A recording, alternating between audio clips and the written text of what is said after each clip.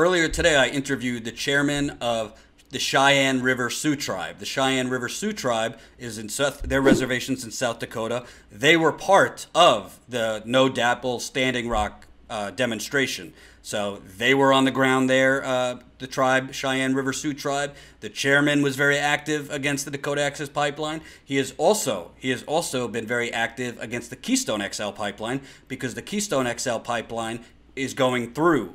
The pipeline is going just a little north of their reservation in South Dakota, and if it spills, it would contaminate their water in addition to their sacred land. So when I saw the headline, oh, a federal judge has denied or revoked the permit that Trump gave to greenlight the Keystone XL pipeline, for a minute, everything was exciting, but I know enough about these pipelines that even when permits are not granted or permits are revoked, a lot of times these fossil fuel companies, they don't like to listen, do they? Even in Standing Rock, when they didn't have the final permit, Energy Transfer Partners, they were still building. So I decided to interview Chairman Frazier. This is not the full interview. We're playing part of the interview today. And then for those of you that come back on Sunday for our marathon live stream at noon Eastern, mark it down. I'll be live, noon Eastern, this Sunday. Be there or you're dead to me. So this is part of the interview, and he makes news. Chairman Frazier says they have not stopped bringing in construction equipment, and they're acting as if the pipeline's still going down. So basically, they were already bringing in the construction equipment. They were already beginning pre-construction activities, and since the pipeline permit was stopped by a federal judge last week, they have not stopped. So this is an important interview. Again, Chairman Harold Frazier. There was one minor hiccup because we're obviously doing this on the fly. I interviewed him over the phone, and he was in the car. And in the beginning of the interview, it seems his car ignition kept going off. So you might hear a little beeping at times, but you could still hear what he's saying. So here's Chairman Frazier. Obviously, the permit being revoked seems like a temporary victory. President Trump has spoken about appealing that decision. How do you view this decision? Are you feeling cautiously optimistic or encouraging water protectors to stay vigilant because this isn't over yet? Yeah, I think that's important. That everybody needs to stay on their toes and just be ready for whatever's going to happen. Because, matter of fact, I'm getting reports that even though they said stop, there's still a lot of movement here in South Dakota. As far as construction equipment still coming in? Yep. They're still moving and working like they have the permit and everything's all good. Yeah, we heard that during Standing Rock, despite them not having final permits, things like that construction was still going on and things like that. Do you worry that the oil company is essentially just going to say to hell with it? We're going to continue operating and we'll pay the fine. Yeah, I think that's one of the things they're going to do is just keep going. And what's really sad, because this is a court order. I mean, if you and I, went against it, we'd be sitting in jail.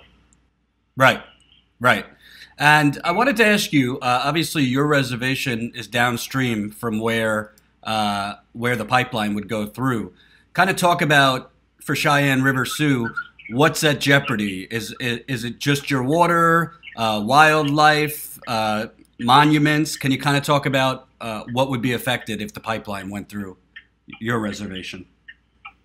Well, I think first and foremost, the most damaging would be, our fresh water, because a lot of the tributaries all flow into the Missouri River, and that's where we get our drinking water.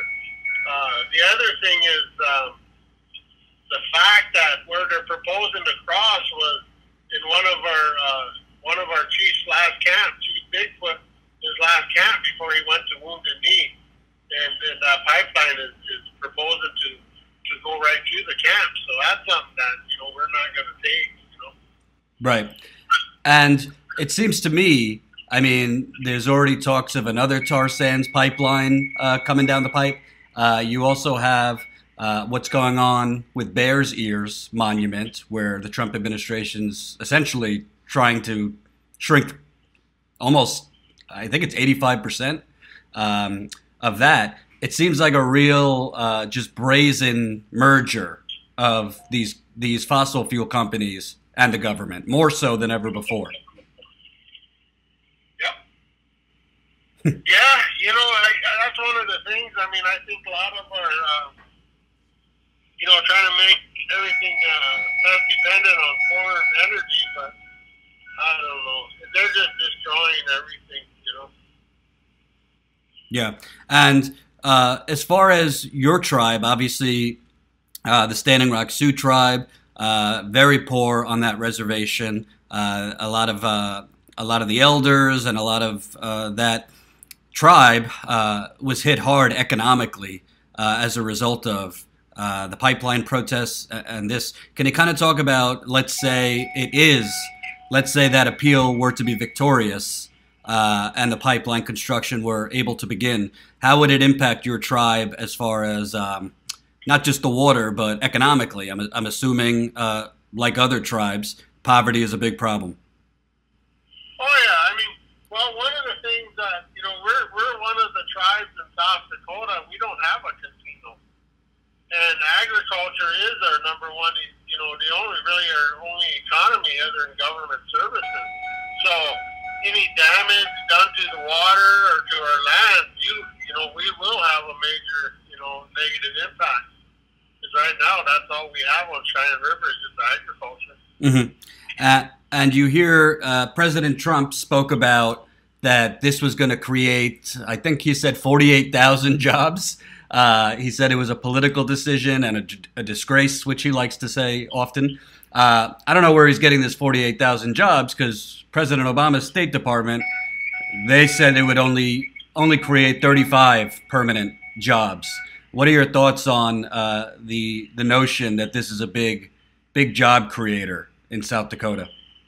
Well, I mean, that's just like, maybe initially, but after that pipeline, as far as stability, I mean, there ain't going to be much jobs. It's just something, we question why they already did a route. Why did they stick with the same route and, pump oil down that way? I mean, why come this another route? I mean, it's just going to be not beneficial to really anybody that lives, in that area. Or maybe they're thinking of a long-range plan where they're going to start trying to get oil from our reservations here in South Dakota. Right. And I mean, that's what I'm kind of speculating that, because I don't trust them guys. Right. And can you kind of talk about, a lot of people don't realize during the negotiations, well, it's not really negotiations because these companies are basically doing whatever they want without consulting the tribes. But there's a lot of underhanded activity and behavior by the oil companies, including refusing to provide you information, refusing to provide their spill models. Has TransCanada been transparent at all through this process on what they're putting in to ensure there isn't a spill, which obviously they can't? What has been the communication between the tribe and TransCanada? Well, it really hasn't been not much at all. I mean, there's been some letter writing back and forth, but other than that, I have not met or even seen any TransCanada. The other thing that's really alarming to me is the federal government, as far as the State Department. I mean, about a month ago, they wrote me a personal letter inviting me down to Lincoln, Nebraska to talk about it. So I go down there, and all they have is posters set up. They said, if you have any comments, just write them down and leave them at the poster station. I thought that was a big slap in our face. I mean, I took time out of my time to go down there, and I was prepared to talk, but yet none of that happens. Mm-hmm. And do you feel, you have these pipeline companies, they continually keep talking about energy independence, and we need these pipelines, yet all of these pipelines, the same pattern, they're being sent to terminals in the Gulf or elsewhere and being exported internationally. So it's quite evident what they're doing. And it seems like they're basically using Native American reservations as essentially the dumping ground for this.